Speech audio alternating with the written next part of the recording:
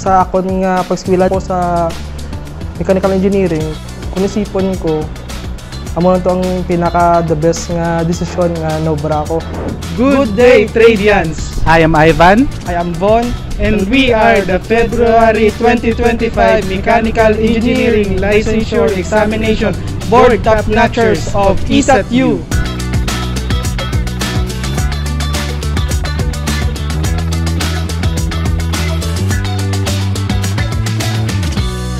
Ako si Francis Von Gonzaga Hisura, top 6 sang 2025 February Mechanical Engineering Licensure Exam. Ako ang pinakagwapo nga bata ni Vivian Gonzaga Hisura kag ni Fermin A. Hisura. Kay ako man lang ang isa ka laki nga bata.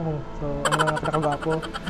Ang dream ko gud sang bata ko maging seaman tani kay ang tiyo ko nga kanday Tito Arnel, ni Tito Bongbong, kag ang lolo ko ang ilang occupation is seaman. Pero sang nag-intern ako sang senior high school, naglain naman ako nga handom. Gusto ko naman tani maging aeronautical engineer. Sa akon nga pag-eskwela diri na-encounter ko, na batian ko ang civil engineering. So amo na ang gin-applyan ko sang nag-apply ako sa ISAT.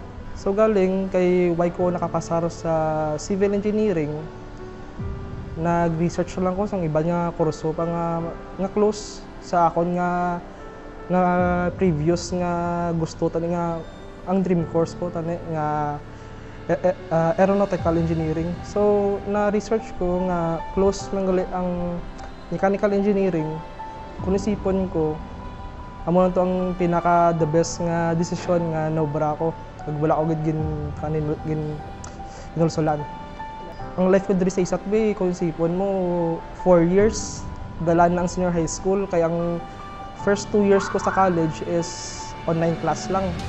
In terms of experience ko gid academically, ang mga notable ko lang gid nga experience is ang pag-join ko sa mga clubs. For example, sa may Junior Philippine Society of Mechanical Engineers, dito ko na-learn kung paano mag-lead, paano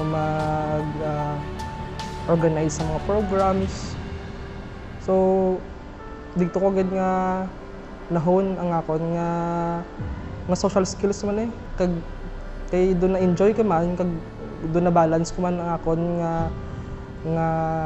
academics sa mga org works ko. Sa second year ako, nag-decide ako nga magpadulagan as president naman sa third year ko sa Junior Philippine Society of Mechanical Engineers. Uli ko lang na-realize nga tama igali kabudlay ang pagbalance sang academics kag school works. So mambal ko nga ambog ito ang pinaka-memorable, pero at the same time ang pinaka-budlay gid nga part sang akon nga college life. Thankful pagid ko sa ISAT kay nakapan-Japan pagid ko kay dahil sa ISAT. So thankful ko. Ang akon nga study habits naman during sa college pa, hindi magid siya basic rito. Ang akon nga ginobra kay simple man lang kag balad man sang tanan, which is tuon ka lang kung gusto mo magtaas grades mo, tuon ka lang. Kung gusto mo mag-excel, tuon ka lang. Pero ang sakon lang, ang budlay nga part dara is kung paano ka maging consistent. So kung gusto mo mag-excel sa ano nga course, consistency lang. Sa akon nga daw techniques gud sa pagtuon, inobara ko na kung dapat na lang mga exam, gobra ko sang schedule para bala nga doon hindi ka na bala mag-isip kung ano pa imuton-an sa mga adlaw. So ginobra ko na nga mobra ko schedule mga 2 weeks ahead. So amo na nga do hapos na lang bala kag organize ang akong pagtuon. Kag isa pagid ka nami nga study habit is pagngita ka mo sang upod bala. Upod nyo magtuon kay, for example, ang Feynman's technique na nga nga kung magtudlo ka sa imong classmate, mas maintindihan mo pagid ang lesson. Tapos ang isang pagka-advice is always take notes gid. So simple mo lang, typical nga mga habits. Basta be consistent lang sa pagtuon. Ang ako naman nga journey sa board exam, bali nag-start na siya before pa lang sang review na. After gid sang graduation, kay nag-graduate kami as magna cum laude. Tapos nag-aambay ko sang award sang most outstanding SEA graduate. So at that time, after graduation, do feeling ko lang halos na lang nga bagay kaya ko mobra. Ang high bala nga kay grabe gid ang kay damo ang na-achieve ko. So muna gin hamba ko sa kagalingon ko nga ang next tabi bon nga goal is mag-top. Kay ako daan nga tao, do kung may goal ako or gusto ko nga achievement nga obarhon, ginobra ko is gina-manifest ko. Kay gapati ako sa law of attraction. Pero syempre dapat may hard work gid, may very hard work gid. Kay may 1 month tabi nga time before mag-review na after sa graduation. Ginobra ko lang is gin-fortify ko ang akon nga fundamentals, ang concepts, kay amo gina ang importante daan kung magwa ka sa board exam. Ang pag-review na sa Cebu, okay na kay halos tanan bala doon na hapan ko naman. Ang ubahon ko na lang is i-master ko gid fully ang tanan nga ginatudlo sa review center namon. Kay kung isipon mo be, subong be nagkuha mga 6,300 nga examinees, halos mga 1,000 guro mga alam man nga sila bla ang imong competition bla. Di sila daan grabe man mag-work hard.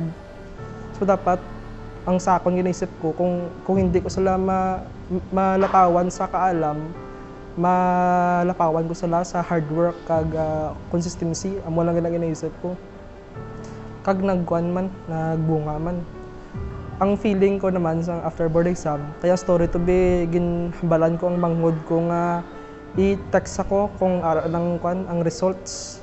Pero hindi ipagambal ang kung anong placement ko or kapasar ko hindi para surprise pala. Pag open naman sang laptop ko, hinay pang ang signal. So dugay pa to nga hulat namon. Why na ko nagdiretso sa list sang mga passers sa top notchers sa dayon. Isakto agad digto ngalan ko, nagsinggitan ko, nagtubo-tumbo. Kay ang feeling nga for half a year nga pangabudlay, pulaw, stress, nga halos dumadulaan ka na hope kisa nga nagbunga gid tanan lang nga pangabudlay. Kag ang relief nga tapos na. Kag nag times 2 pagit or even times 10 ang kasadya ko sang paglantaw namon nga patimigya ko kapasar man. Sumutoy. Do wain ako sang ngayon pa do tanan ginhatag gid. So ang rason nga why kami nagpulit dayon after pagwa sang result kay ang hamba ko daan before ko magpasibo sa parents ko para lulo kag lula nga kung siguraduhon mo gid nga kung magbalik ko diliwat sa balay, engineer na ko. Gusto ko pasalamatan ang ako nga parents nga kanday Vivian Gonzaga Isura, si Fermin A. Isura, ako mangod nga diri man subong sa Isat, nga Bisbayo si Sofia Loren Isura, ako magulang nga bayi si Alaya Marie Isura, kag sakon pag mga lolo kag lola si Lolo Nuno, si Ricardo Gonzaga, si Nelia Gonzaga, kag ang akon nga nagtaliwan na nga lolo kag lola sa side sang Isura, si Lola Telma Isura, si Lolo Fermin. Lolo kagla engineer ng apo nyo, nagtapa. Kag sa liwat, ako si Francis Von Gonzaga Hisura, top 6 sang 2025 February Mechanical Engineering Licensure Exam.